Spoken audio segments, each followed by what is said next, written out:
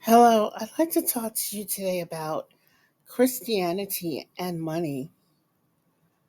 It sounds like a very taboo topic, but it's also a very needed topic. I'm Rochelle Semper, and I'll be talking to you today about the topic of stewardship and Christianity. Christians are encouraged a lot of times not to discuss money, but that can be very detrimental to our well being and our financial health.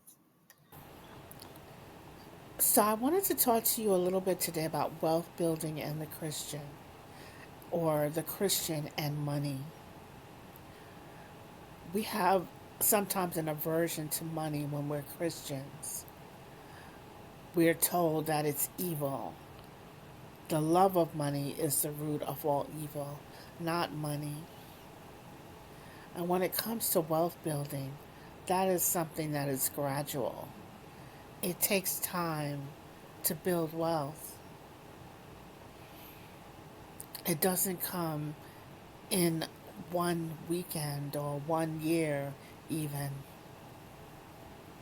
So if you're in your 50s and 60s, don't be discouraged. If you haven't built wealth, there's still time for you. There's still ways, especially now, to build wealth and to become financially independent. And that's what I mean when I say wealthy. I mean becoming financially independent where you're not worried about bills or you're not living paycheck to paycheck. You can cover everything and still have enough to give and enough to share and enough to have the desires of your heart. We know that we want to build a financial legacy. A good man or woman leaves an inheritance to their children's children. So we know that that is something that we ought to be aiming for, even if we don't have grandchildren. We can leave to our spiritual children. The idea is not to see how many credit cards you can obtain or how much you can spend in credit card debt, because that is not making you wealthier.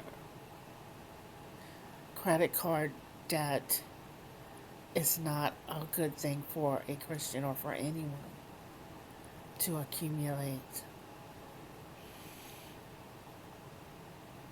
You should have maybe one credit card and the rest debit cards, or pay in other forms of currency, but do not get in a hole with credit card debt. The clothes on your back are not your wealth. The car you drive is not your wealth. Those are depreciating assets. That means they go down in value. You want appreciating assets. Things like real estate and stocks and bonds and art collections. Things like that go up in value over time.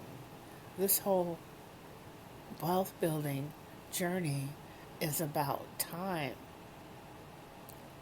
And if you can get the savings account where you have compound interest, that helps also accelerate the process. You accumulate wealth faster. So, one of the things that I would advise you to do in your wealth building journey is to eradicate debt. Try to come down on your debt, starting with the smallest amount first, and pay off your debts. That doesn't mean you can't be saving at the same time, because you may have a large debt, a student loan debt, or some other kind of debt. Look into student loan debt forgiveness if you can. it is a way of eradicating the death. It's not available to everyone, I understand, but that is also a possibility.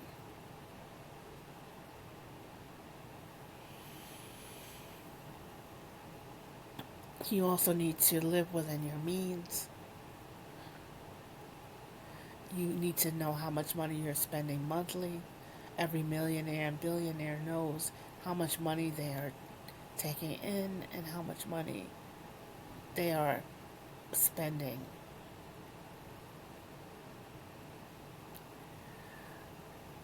I will leave you with this piece of wisdom,